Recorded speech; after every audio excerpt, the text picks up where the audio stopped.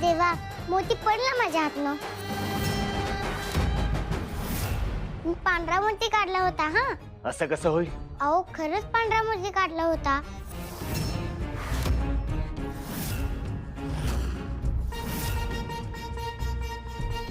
हे बघा,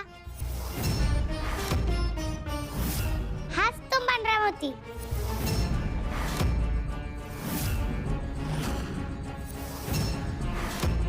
नाही, तू तू खोटं बोलतीयस. त्यात तर दोन्ही मोती का?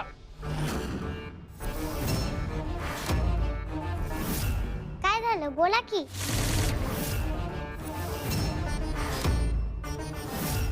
त्या बटुळ्यात दोन्ही मोती काय? नाही, काय नाही. तू नियमानं वागत नाहीयेस. तुझ्या हातात पांढराच मोती होता याचा पुरावा काय?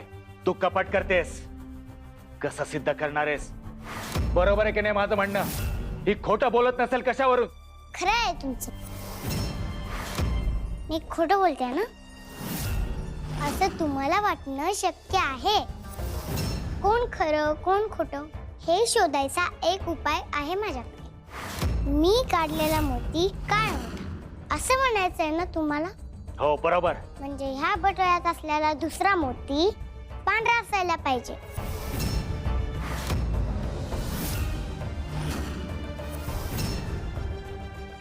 नाही नाही, हे खोटं आहे. यातले दोन्ही मोती का? बरोबर आहे ना माझं? वय वय वय. हे शांत बसा.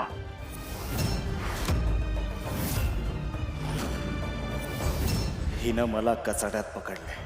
आता मी स्वतःच यातून मोती काढतो आणि पुन्हा काळ्याचा पांढरा करतो, म्हणजे हिला खोटं ठरवता येईल. काका, तुम्ही कशाला कष्ट करताय? मी बघते ना.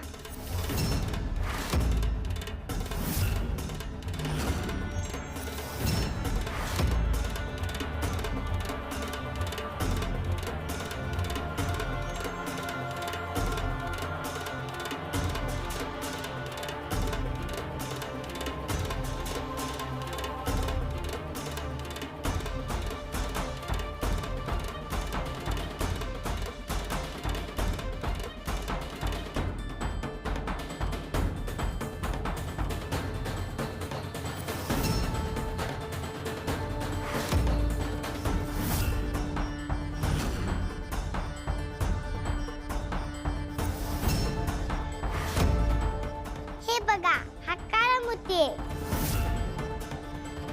म्हणजे मी जो आधी काढला होता तो पांढराच मोती होता. म्हणजे मी जिंकले.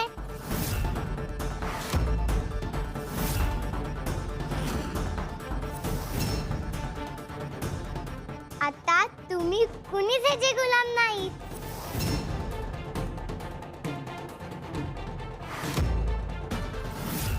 आणि आता हे आपलं गाव सोडून जाणार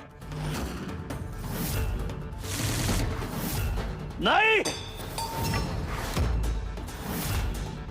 हे शक्य नाही. जगदंबा जिंकणं शक्य नाही. मदराज हारणं हे सुद्धा शक्य नाही. आई राजा, आई राजा. ती जिंकलीये. सगळ्या गावासमोर नियमानं त्या मदराजाला तिनं पराभूत केलंय. थांबा.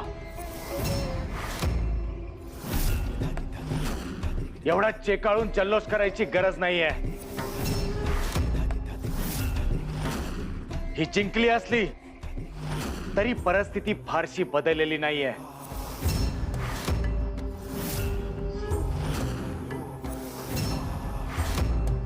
म्हणजे मी जिंकले म्हणजे तुम्ही जमीनदारी सोडून जाणार, गाव सुद्धा सोडून जाणार. हे ठरलं होतं ना आपलं. तुम्ही मान्य सुद्धा केलं होतं. बरोबर आहे, पण नियम असा आहे की धनाजी परत आल्यानंतरच मी जमीनदारी सोडू शकतो.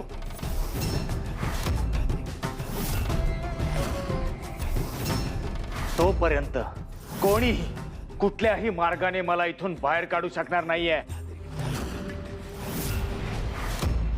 वा वा मदराज वा.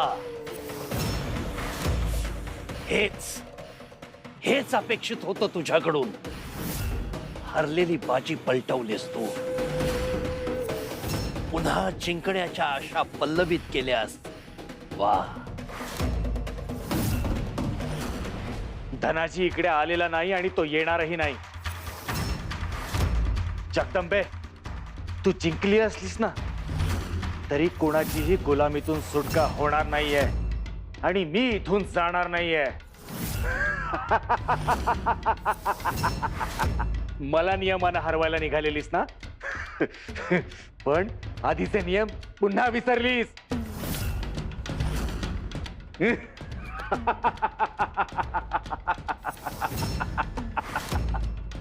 मीच तुला नियमानं हरवलंय.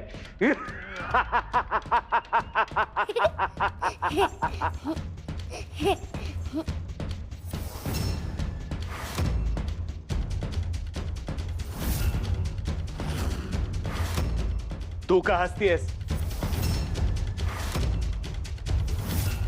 हरल्याचं कळल्यावर तुला वेळ लागलं की काय? बघा मंडळी बघा, तुमचा जिच्यावर भरोसा होता ती तुमची जगदंबा वेडी झाली.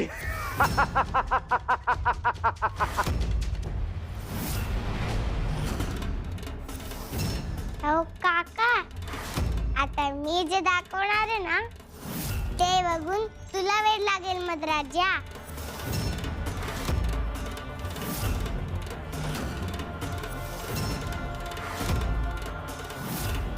जरा येता का पुढे?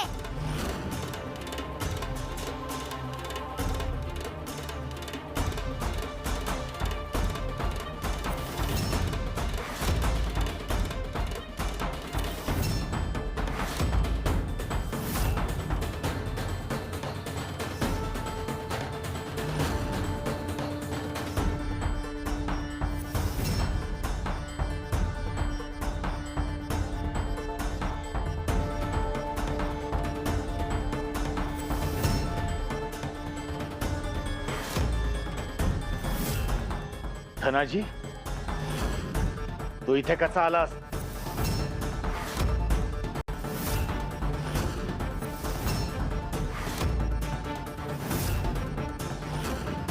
मी तर याला एवढी धनदौलत, एवढा ऐशोआराम दिला होता की ते सोडून हा येऊ शकणार नव्हता. तुझ्यामुळेच त्यांना मदाची म्हणजे गर्वाची बाधा झाली होती. ते ज्या गोष्टीबद्दल गर्व करतात ती किती खोटी आहे ते मी त्यांना दाखवून दिलं.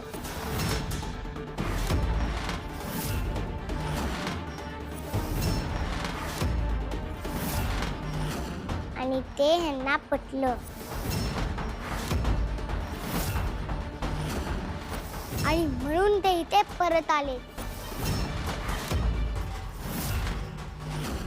मी माझ्या हक्काच्या गावात परत आलोय मदराज.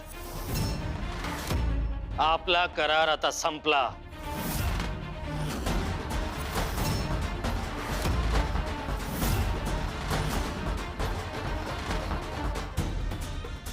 मी माझं गाव परत घेतोय. नाही, मी हरू शकत नाही. मी हे गाव सोडणार नाही. मी इथून जाणार नाही. मी ही जमीनदारी सुद्धा सोडणार नाही. मी तुला जिवंत सोडणार नाही. आम्ही आता तुझं गुलाम नाही. आमच्या माणसाकडे वाकडे नजरेनं बघायचं नाही. हा, इथून निघून जा. या गावात परत दिसलास तर इथंच गाडून टाकू. एवढे भाजलात तुम्ही? हा, मागे वा. तुझच्या आहात तुम्ही, गलीच्या आहात तुम्ही. एकेकाला चिरडून टाकेन मी. तू आम्हाच नाही चिरडणार होय ना? तुझा मुर्दा बशिरा तुझा. मेल्या आम्हाला ठेवतोस वय. आमच्या माणसासनी कैदेत टाकून आमची हालहाल करतोस वय. आता तुझा हाल आम्ही काय करतो ते बघत. ए, ए, ए,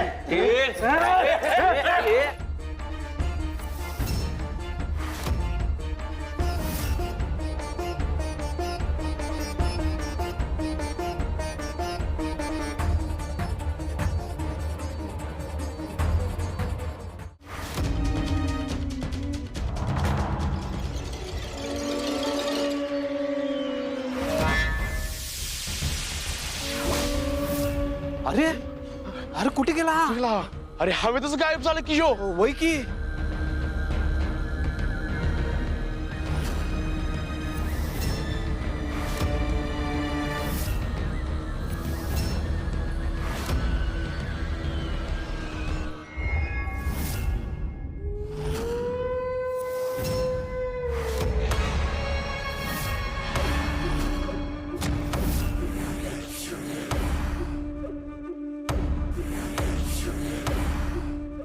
महिषा, महिषा ऐक, महिषा थांब जरा.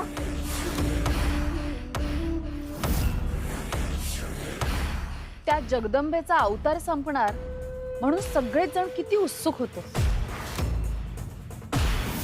पण इथे इथे तर त्या मदराजाचाच अवतार संपलेला दिसतोय.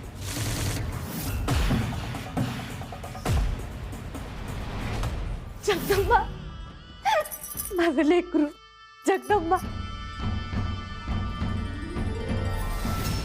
कशी आहेस माझी पोरगी?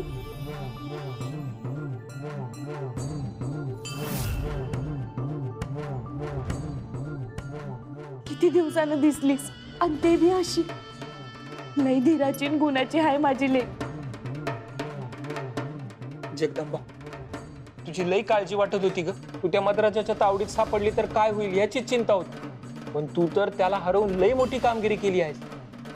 समद्या गावाला त्याच्या तावडीतून सोडवलं आहेस.